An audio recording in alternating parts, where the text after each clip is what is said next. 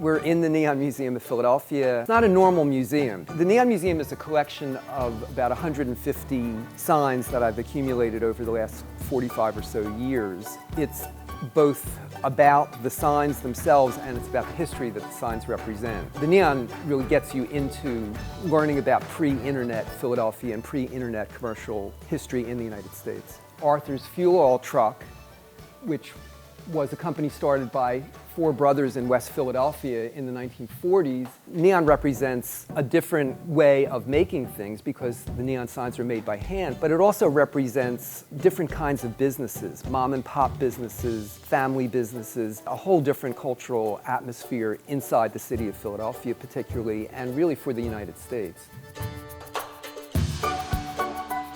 I got into neon when I had moved to Florida. I met a fellow from Nashville, Tennessee, who became a best friend of mine, and we opened up a roadside themed American restaurant, and we decided that we would find old neon signs and put them on the ceiling as part of that atmosphere that we were creating. And I began roaming around Florida and go to old sign shops and talk to the sign makers and look for signs and salvage signs. So I started amassing this collection of neon. There's an animated dancing crab over here. I had hundreds of neon signs that I took with me when I left Florida finally in 1979. We have an old RCA Victor sign. People call the signs neon signs, but there are really two major gases that are used to illuminate the signs. There's neon and argon. Argon glows blue with a bit of mercury vapor inside, and neon glows red.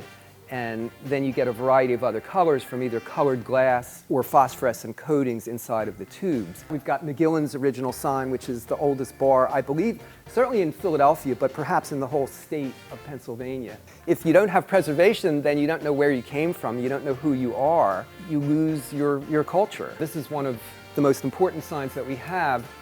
This is the Pat Steak sign, and Pat's is a well-known institution that was started in 1930 in Philadelphia, sharing something that's visually really stunning. The people who made the neon signs were not really trained in art, so you get a lot of caricatures and cartoony kinds of signs that a fine artist wouldn't really have created.